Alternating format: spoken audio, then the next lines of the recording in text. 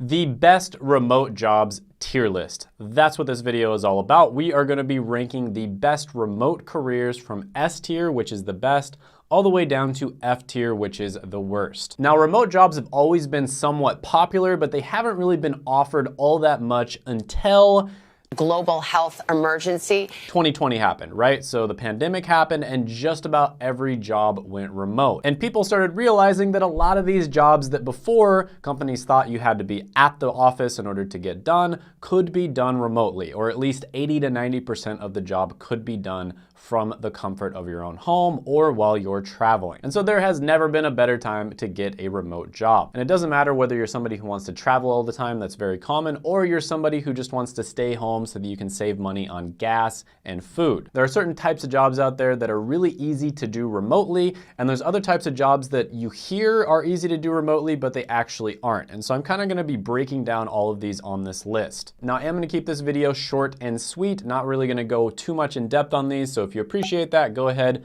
gently tap the like button. Let's aim for 1,000 likes on this video, and let's go ahead and jump right into it. So first one we're going to talk about is accountant, and this is something like as simple as bookkeeping all the way up to more complicated accounting. And in my opinion, a lot of different types of accounting absolutely can be done remotely. But at the same time, not everybody can become an accountant. So with that being said, if you are an accountant, it is a job that can be done remotely. This one is going to go into A tier. Next on the list is customer service representative. And I know what you're thinking. You're probably thinking this is a terrible job. You know, you don't want to have to be like a telemarketer or somebody who deals with Karens all day long if they're, calling in for technical support. And I get it. This can be kind of a pain in the butt job. But with that being said, this one is incredibly easy to get a remote job with. Like if you put your mind to it, like right now, you started applying today, you could probably get a job as a customer service representative with zero experience, 0 degree, like no qualifications whatsoever in less than a month. And you have an especially big advantage if you have a Western accent. So if you're somebody who has an American accent, for instance, you have a massive advantage here because they're gonna pay you more just because of the fact that when people call in, they would rather speak to somebody who, has their same dialect and speaks their same accent. English, do you speak it? Yes. Now, there are other positions that are kind of the same thing, but you're more dealing with other companies or high value clients that you can move into from this position, and those do pay better. But with that being said, this is a really good,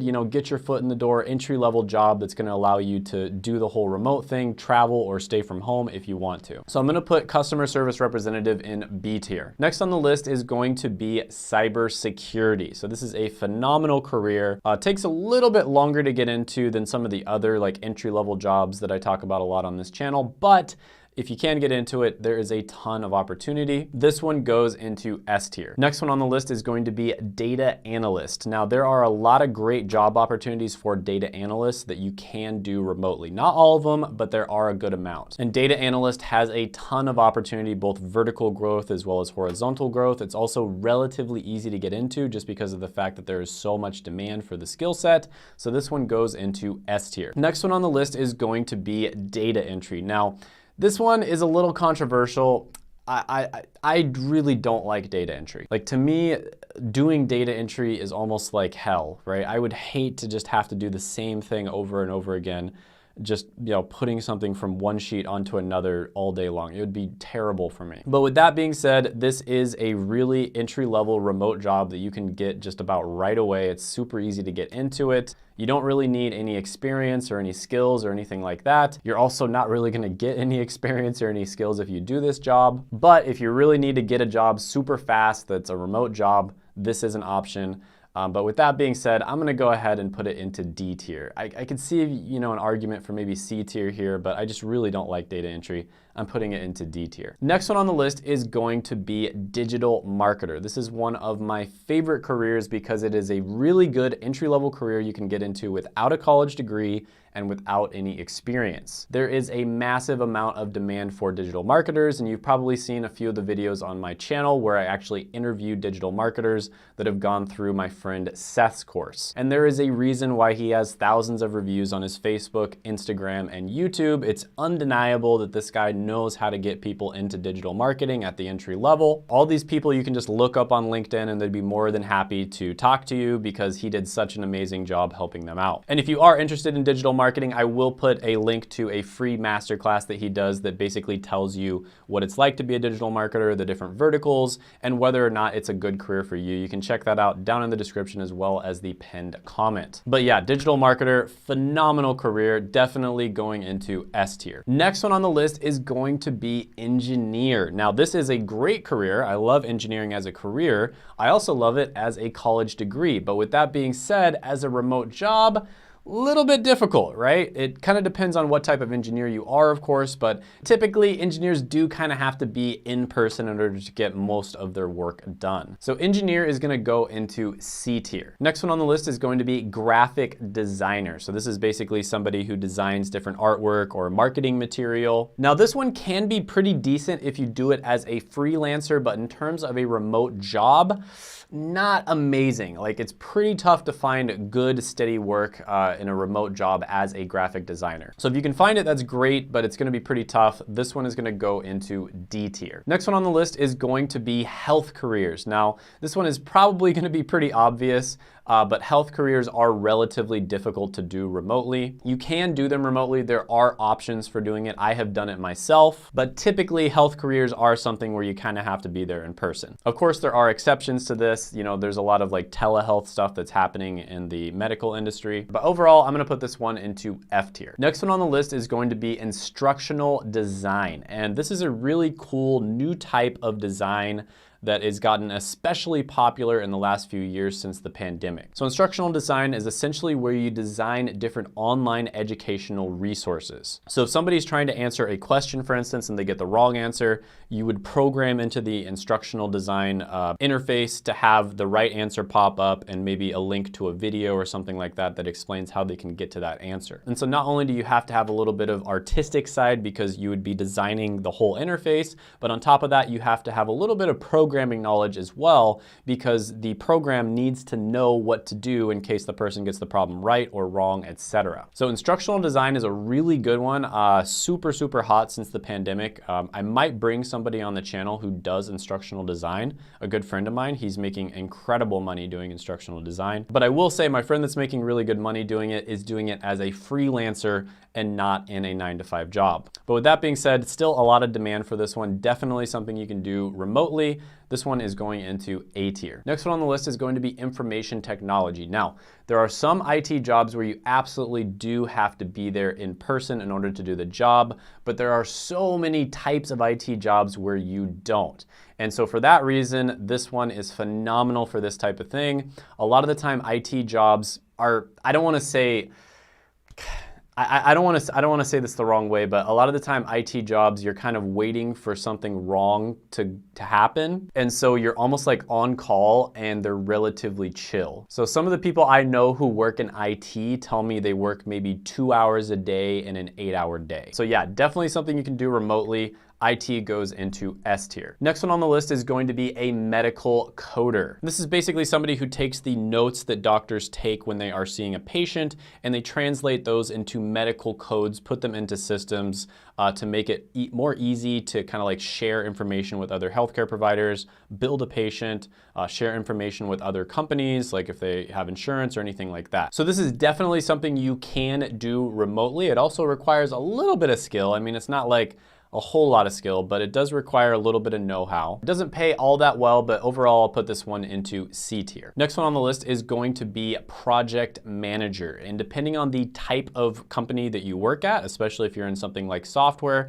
project manager can be done remotely. Not always, but it can be done. And to be honest, I want to put this one into S tier, but just because of the fact that there are a lot of different types of jobs out there that aren't done remotely, I'm gonna go ahead and put this one into A tier. Next one on the list is real estate agent. Now, real estate is awesome. I'm a big fan of it. I think it's a great investment. Becoming a real estate agent can also be a really good choice for the right type of person. But with that being said, doing real estate remotely is a little bit tough, right?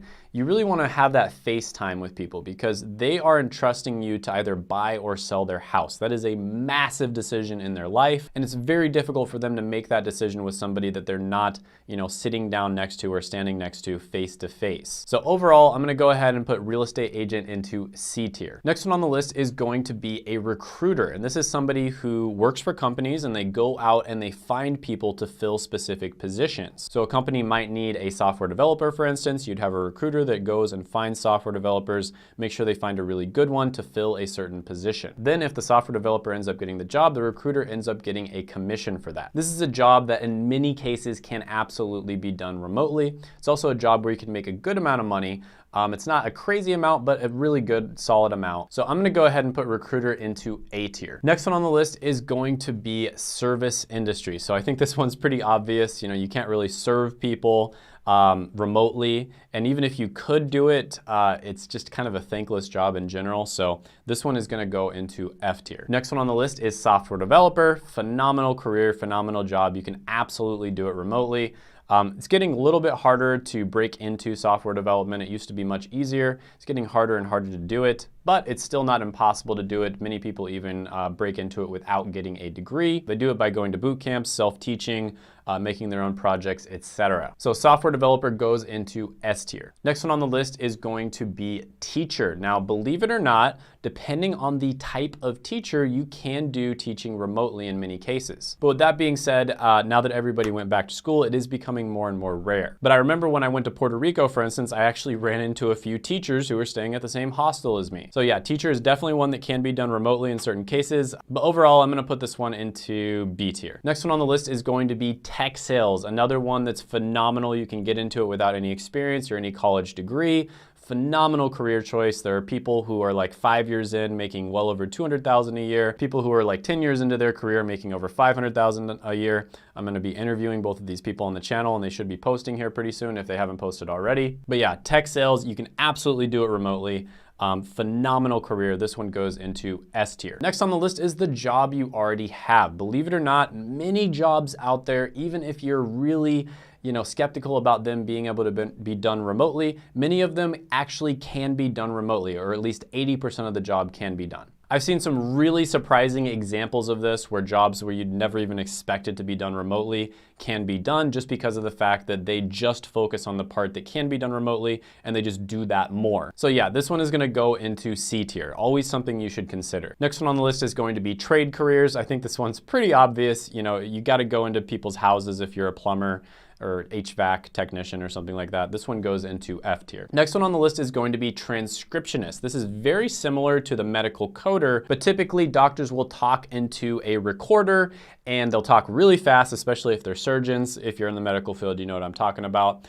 And then somebody else will actually take that down and they'll translate it into, plain English because surgeons don't speak real English. So yeah, this is another one, very low barrier to entry. It's a job you can get very easily.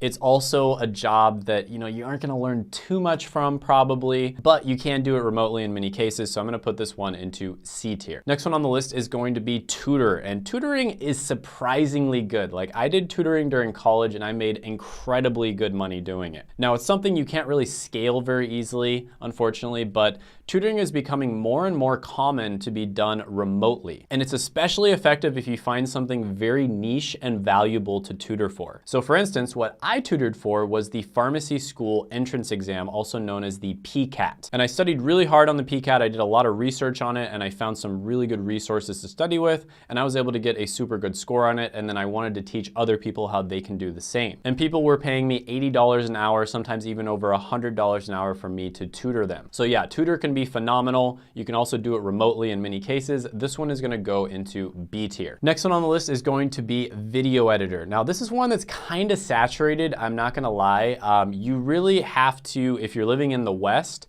be a phenomenal video editor in order to get steady work. Because the truth is, anybody can just hire somebody from the rest of the world relatively easily to edit their videos. But if you can find a specific niche that you're very good at video editing in, you can make good money here. So this is more of a freelance one in my opinion, but video editor, I'm gonna go ahead and put it into C tier. Next one on the list is going to be a virtual administrative assistant. So this is somebody who basically just helps somebody else, usually somebody who's kind of high ranking within a company, maybe a CEO or a manager, something like that, with all of their day-to-day administrative virtual tasks. So overall, I'm gonna put this one into C tier. Next one on the list is web designer, and this could be either UX or UI or a combination of both. This is a really good one, and in some cases you can do it remotely. A lot of the time they will want you to come into the office because it's kind of a creative thing and it's nice to like have that collaboration, but in many cases you actually can do a lot of the work remotely. So this one is gonna go into A tier. Next one on the list is web developer. This one, in my opinion, is the much easier version of software development. You can break into it much more easily than a lot of the other verticals within software development. And you can definitely do this one remotely without a doubt. So web developer is gonna go into S tier. And now we have writer.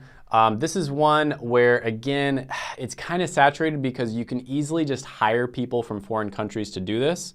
And it is becoming more of kind of a freelance thing. It's very difficult to get a full-time steady employment, like a full-time steady job as a writer. If you do want to get paid really well as a writer, it's more of like a freelance type of thing, and you have to get really good at a specific niche. So writer is gonna go into D tier when it comes to remote jobs. If you enjoyed this video, check out my other video right here. I made it just for you. Go ahead, gently tap that like button, hit the subscribe button, ring the notification bell, and comment down below any thoughts, comments, criticisms, etc. that you have on the video, and I'll see you next time.